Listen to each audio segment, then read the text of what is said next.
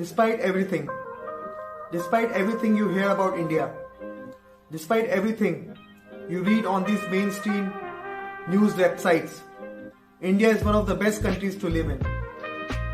Yes, this is my opinion, and I have my reasons for that. So let's take them one by one. Number one, India is a land of opportunities. Unlike most of the nations of the developed world, India is in the growth stage, and any country which is in the growth stage is culturally and politically stable. Not only this, the people of such countries have a different outlook towards the world too. They are not disillusioned with the system, they are not disappointed with their leaders, and they are not into anarchism. They want to be the part of the growth story. This is why people of such countries are less likely to rebel. They are less likely to create a ruckus. They are more willing to follow the rules. As long as there is growth, these people will be content, no matter how little they are starting from. As against this, the citizens of a developed nation with little or no growth are usually highly frustrated, no matter how much they have. Growth is what makes the difference. It gives people the hope that things would improve in the future. So even a poor man, even a mendicant, does not have in his heart bitterness for the whole system. He is ready to participate in a country which is on the growth phase. Do you understand it now? India is different, and its people are ideologically and emotionally stable just because they believe that they have a brighter future. Not because what they are now, but what they might become in the future. This is one of the key reasons why India is definitely a better place to reside in. Number 2, ease of living. Despite all this corruption at lower levels, despite all this bribery in the bureaucracy, India is a place where you can get everything easily, almost everywhere. You see, in developed countries, cities are mostly planned. So you won't find these small shops. You won't find these fruit sellers, these cigarette sellers, these tea sellers at the roadside. Surely these cities of these developed countries look beautiful aesthetically. It is pleasing to the eyes. But this planned beauty comes at a cost.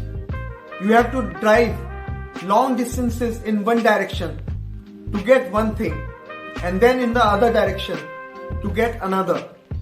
Whereas in India, you will find these ugly looking street shops every 10 feet. Hell, we even have these fruit and vegetable seller carts. These people will come to your colony and deliver you fresh fruits and vegetables right at your doorstep. The point is that these road shops make a country look shabby. You will find it to be too much of clutter, certainly not pleasing to the eyes. Still, all these shabby looking roadside shops and vendors makes our day-to-day life easy. Sure, there are planned cities in India too. The mall culture is also catching up very fast. But consider this example. If you have DLF Cyber City in Gurgaon, you also have Sadar Bazaar there. If you have these malls there, you also have these roadside vendors arranged neatly in lines. So even in the big cities of India, you don't have to drive to one corner to get some petty stuff. This, I believe, is indeed an extremely positive point when it comes to ease of living. Very convenient indeed. I am repeating this. Sure, this ease of living makes our country look unorganized and shabby and not pleasing to the eyes.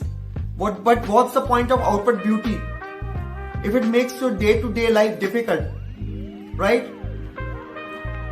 Number 3, maids and household servants. Even a middle-class Indian can afford a servant. Even a middle-class working woman can hire a cook to cook meals for her after a hectic day at work. Unlike a Western working woman, she doesn't have to clean dishes too back at home. She can delegate the responsibility to a maid just for a few bucks.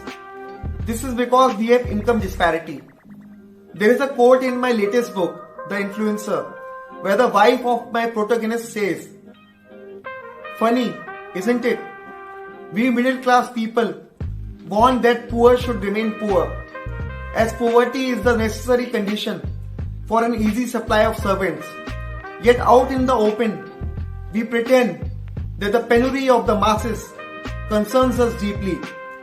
We hide who we are and wear masks, all of us." Do you get it?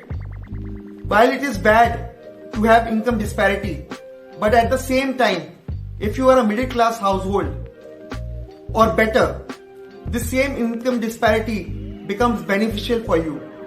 You don't have to paint your own house. You don't have to learn carpentry. You don't have to learn plumbing. You don't have to have other skills. You don't even have to clean your bathroom and toilets. Just hire the concerned worker or a maid who works in shifts at multiple homes and get the work done. Don't get me wrong. I too want this income disparity in my country to narrow down. What I am doing is just stating the facts. A middle class Indian has much better life than a middle class American. No matter how many advanced gadgets and stuff middle class Americans can afford, what they can't afford in the USA is a maid, plumber, painter, etc. There is a famous dialogue of a Hindi movie, Diwar, where the anti-hero Big B says, "मेरे पास गाड़ी है, बंगला है, bank balance है, तुम्हारे पास क्या है?" To this, the good younger brother says, "मेरे पास माँ है, माँ." I have twisted this dialogue a little. It goes like this. Once my NRI friend who lives in the USA said, "मेरे पास डॉलर्स हैं, ग्रीन कार्ड है, California में घर है, ऑडी है, तुम्हारे पास क्या है?" To which I responded by saying, "मेरे पास काम वाली बाई है, by." If you don't know Hindi, you can check out the English translation of these dialogues in my blog, the link of which I am sharing in the video description.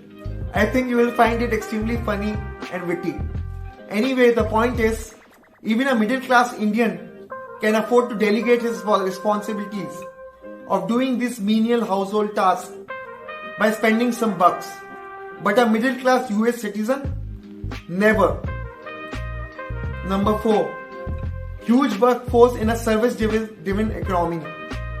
Services in India are top notch. I think no other country can ever match us. You want A2 cow milk at your doorstep? There are hundreds of startups and apps for that.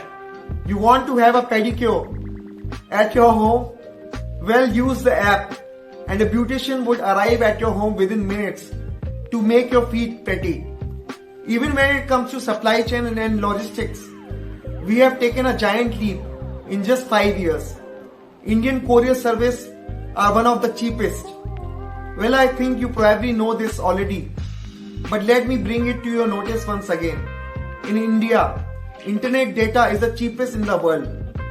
No wonder why everyone here is high on these WhatsApp video forwards, these YouTube shorts and these reels, no matter what the financial condition. The point is, not only there is easy availability of everything, be it a product or a service, it is also too cheap to live and survive in India. Yes, it all comes to the purchasing power. Many people do this wrong comparison by comparing India's GDP to dollars with the per capita GDP of the people in other countries. Come on, we are not spending this per capita income in the USA. We are living in India, so we are spending in India here. And in India, US dollars have high purchasing power. So it should always be PPP and not nominal whenever you are making a comparison. This is why they developed this concept of the Big Mac index, right? Number 5. Indians are family oriented. Yes, like all Asian countries, our ties with our families are super strong. Your parents, your relatives won't abandon you midway. They will come to your rescue whenever you are in trouble. Well, there are some exceptions too. We too have a lot of dysfunction families here. But in general, here in India, your family will support you in every step of yours. This, I believe, is a very strong point. Number 6. Diverse culture, food choices, climate, etc. Do you like cool mountains? Well, you can live in the Himalayan states. Do you like those tropical serene beaches? Well, you can live in Goa. India's diversity is so great that it is incomprehensible. India is a world in itself. You can find thousands of different cuisines, thousands of different fish, vegetables and fruits. There is nothing that cannot grow here. And thousands of different climate conditions. The choices an Indian have is innumerable. And one is always free to make the right one for oneself. Number 7. Despite what you read or hear on these news channels and websites, India is a safe country to live in. Sure, the number of crime incidences in India are high, but 1/6 of world's population lives here. What matters is the crime rate. And despite what you hear, India is not that unsafe for women too. The reason why people say India is the rape capital is because we give too much importance to rape news. Don't get me wrong. I am not saying rape is a small thing. But do you see these rape news on the front pages of New York Times or Washington Post? The answer is no. But here in India, we are so sensitive about this issue that it becomes a national concern and finds its place on the front page. Partly because we are too sensitive about the purity of the woman, and partly because it is a part of a hidden agenda of few shady organizations and entities who want to defame India on the global level as a geopolitical and economic strategy. Yes, rapes happen here all the time, but we are a population of 135 crores, i.e. 1.35 billion. Everything will happen here in large numbers. Rapes, suicides, drug abuse, thefts, homicides, etc. India will top the list in every aspect just because of the sheer number. So please don't defame us. I urge you to do some research before you post that derogatory comment on social media. What matters is per capita and not just the total number. Even if you go by the argument, as many people say or debate, that most of these crimes are unreported, even if you factor it in, we are still nowhere close to other nations when it comes to per capita crime rate. Well, that's it. Because of all these reasons, here is my conclusion. India is one of the best countries to live in, despite everything you hear or read. So I urge my non-Indian brother and sisters to visit this nation once this corona thing is over. Many of your misconceptions about us, if you have them, will be shattered. Well, on this note, I will close my monologue. Today is Republic Day, so I wish all my fellow Indians, brothers and sisters, the same. If you have any inputs or comments, do post them below. Our consciousness and intellect increases with healthy discussions and exchange of opinions. This one-way traffic is really useful, right? Well, thanks a lot for your time. I will come up with another one on a different topic next time. Till then, goodbye.